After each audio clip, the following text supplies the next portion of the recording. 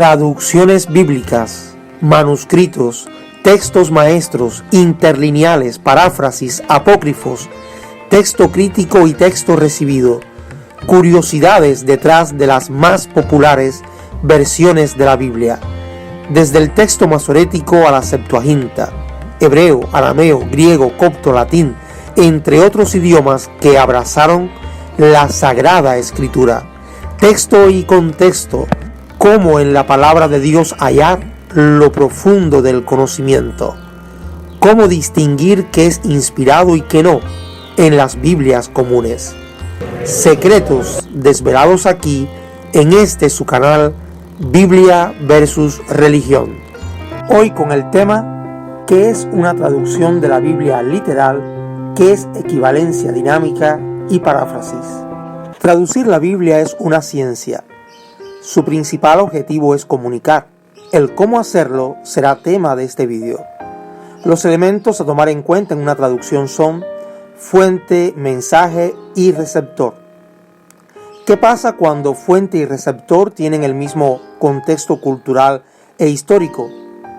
Pues no hay mucha complicación a la hora de traducir un texto. Pero, ¿qué pasa si fuente y receptor son de contextos geográficos diferentes, contextos históricos, culturales distintos? Pues ya la cosa es más compleja.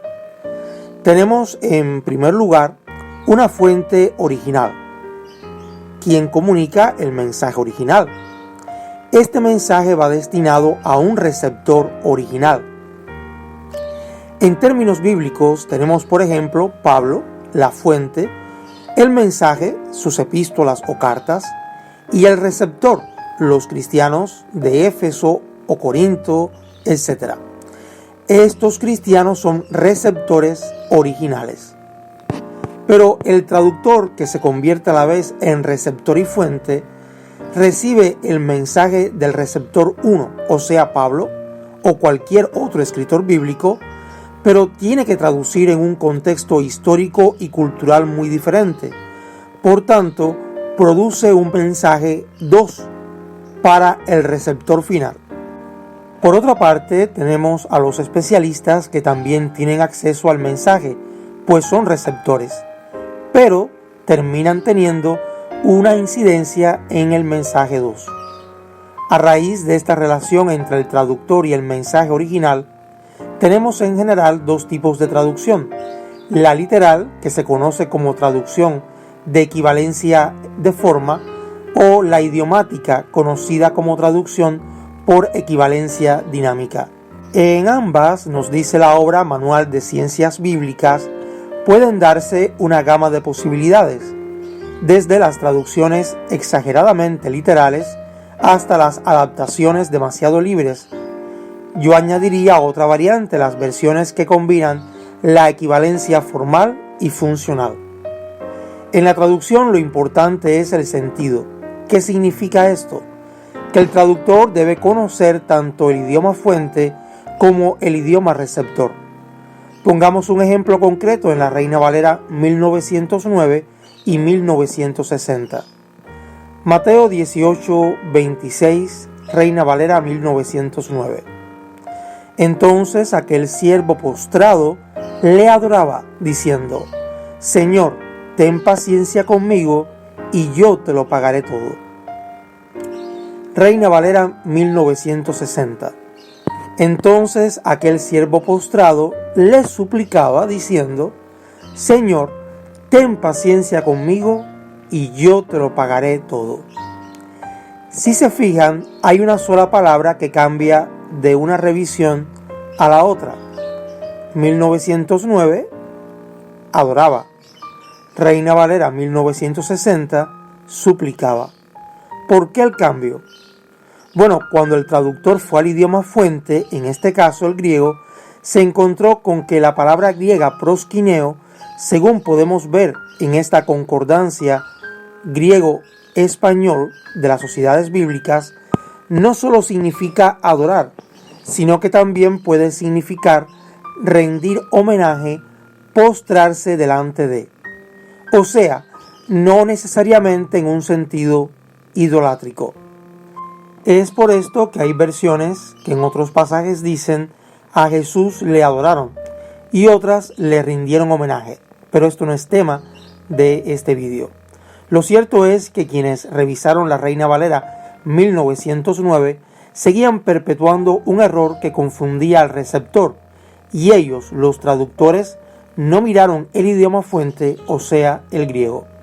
Y es por esto que en Mateo 18:26, la Reina Valera 1909 hace una pésima traducción, pues no toma en cuenta el idioma receptor, o sea, el español, donde adorar tiene un sentido idolátrico, y lo que estaba haciendo el endeudado era suplicando, no adorando.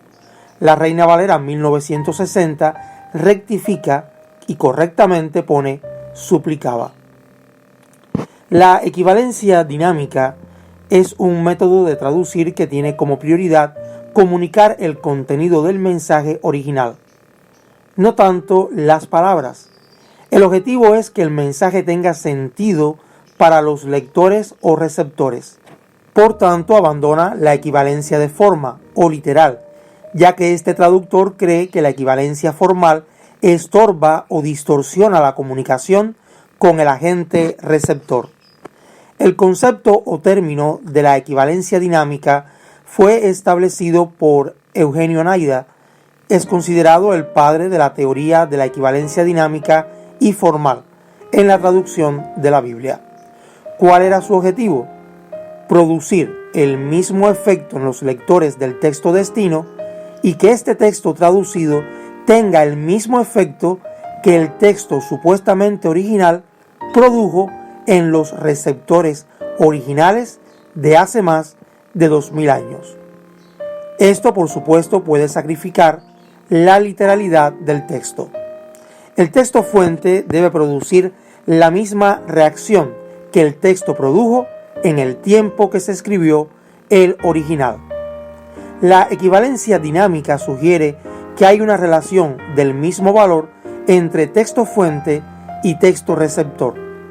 Esto fue lo que planteó Naida por primera vez, pero el término empezó a viciarse y crea junto a otro erudito de las sociedades bíblicas las variantes equivalencia funcional, la que busca en el receptor moderno el mismo efecto que tuvo en el receptor original, y por otro lado la equivalencia formal, que busca seguir el mismo orden gramatical del texto fuente, aunque en el texto receptor suene mal o no siempre se entienda. Pongamos un ejemplo tomado de una conferencia en la Sociedad Bíblica Argentina. Esteban Bott allí plantea, hago una síntesis.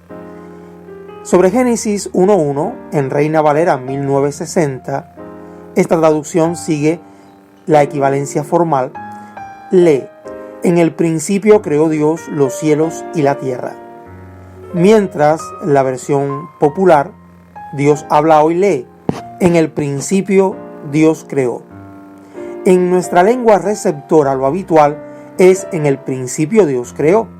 Sin embargo, el hebreo es un idioma verbo, sujeto y objeto, mientras que en castellano es sujeto, verbo y objeto. Por tanto, las revisiones o siguen el orden hebreo o el orden normal en castellano. En este pasaje, a diferencia de otros, no es gran problema y de ambas formas se entiende, pero suena raro con el orden hebreo. Normalmente se usa la equivalencia dinámica cuando una traducción formal no se entiende. Dice Esteban Bott, cuando yo me acerco más al autor, mi traducción va a ser más extranjerizante. Mientras yo me acerco más al lector, mi traducción va a ser más domesticante. Pongamos un ejemplo, cuando una traducción formal no se entiende. Por ejemplo, Reina Valera en 1 de Pedro 1:13 lee, por tanto, ceñid los lomos de vuestro entendimiento. La Dios habla hoy domestica la expresión y traduce, por eso estén preparados. Ahora pongamos otro ejemplo. Cuando una traducción formal es ambigua, veamos el caso de 1 Timoteo 5:3, Reina Valera. honra a las viudas que en verdad lo son. Versión popular: ayuda a las viudas que no tengan a quién recurrir. También una traducción formal puede ser extremadamente literal y desorientar al lector. Es el caso de 1 Samuel 24:3. En Reina Valera leemos: y cuando llegó a un redil de ovejas, en el camino, donde había una cueva, entró Saúl en ella para cubrir sus pies. Dice la traducción del Nuevo Mundo 2019 que combina literalidad con equivalencia funcional, sin ser una versión en paráfrasis. Y muy parecido traduce también la versión popular Dios habla hoy. Entonces Saúl llegó a los corrales de ovejas, hechos de piedra que estaban junto al camino. Allí había una cueva y entró en ella para hacer sus necesidades. Con la lectura de Reina Valera, usted muy probablemente no entendería nunca la verdadera razón de Saúl. Como ven, una traducción formal, muy literal, no siempre es la solución. La equivalencia funcional también se usa cuando un texto es oscuro en su significado. Génesis 1:2, Reina Valera 1960, y la tierra estaba desordenada y vacía. Nueva traducción viviente, parecido a la Nuevo Mundo 2019, la Nueva Traducción Viviente traduce: la tierra no tenía forma y estaba vacía. Por último, se usa la equivalencia funcional, cuando una traducción formal atenta contra la naturalidad del idioma receptor. En nuestro caso, el castellano. Lucas 15:18. Me levantaré e iré a mi padre. La versión popular Dios habla hoy traduce: regresaré a casa de mi padre.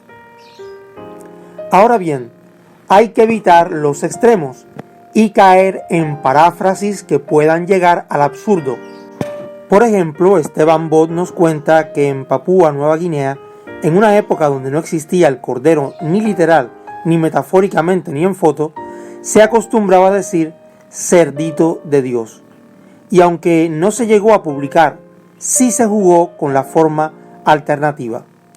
Los Inuit en Alaska, al norte de Canadá, al no existir el cordero tampoco, pasaron a usar la expresión la foca de Dios.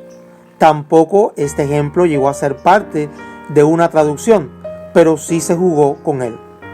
Ambas formas muy peligrosas. No existe un original del texto bíblico, no existe un texto fuente de primera mano. Por tanto, la traducción siempre va a jugar un papel importante. Por otro lado, una traducción palabra por palabra no siempre será clara y podría llevar a múltiples errores. Lo más importante es llegar a un equilibrio entre traducción formal y funcional. Por ejemplo, en Mateo 5:3, los pobres de espíritu sería una traducción literal. Sin embargo, lo que quiere comunicarnos el autor es los que reconocen su necesidad espiritual. Una buena traducción no buscará soluciones extrañas. Note el caso del Padre Nuestro en la paráfrasis de la traducción en lenguaje actual. En vez de decir santificado sea tu nombre, traduce que todos reconozcan que tú eres el verdadero Dios. Una buena traducción preferiría la literalidad, siempre y cuando sea esta lectura comunicable al lector o receptor. Finalmente, una buena traducción evita la equivalencia formal o literalidad, cuando la lectura confunde o oscurece el significado del texto, rompiendo de esta manera la relación entre la fuente y el receptor moderno. La traducción debe invitar al lector y no ser una barrera para éste. Los traductores tampoco pueden ser esclavos de una sola forma de traducción, formal o funcional. El traductor debe también evitar caer en los dos extremos: las paráfrasis, cuyas libertades afectan incluso la teología, pues agregan o quitan al sentido original, y las traducciones en lenguaje inclusivo, donde la idea es eliminar supuestas referencias sexistas, clasistas o racistas en el texto bíblico. Ya existen estas versiones y llegan a extremos peligrosos. En otras palabras, no basta que el traductor conozca dos idiomas, el fuente y el receptor. Debe también conocer ambas culturas, y en la Biblia hallamos no una cultura, sino múltiples culturas. Ahora bien, recuerden, solo la Biblia es inspirada. Las versiones siempre tendrán que ser corregidas. Esto es Biblia versus religión. Si le gustó este video, no olvide comentar, compartir y suscribir.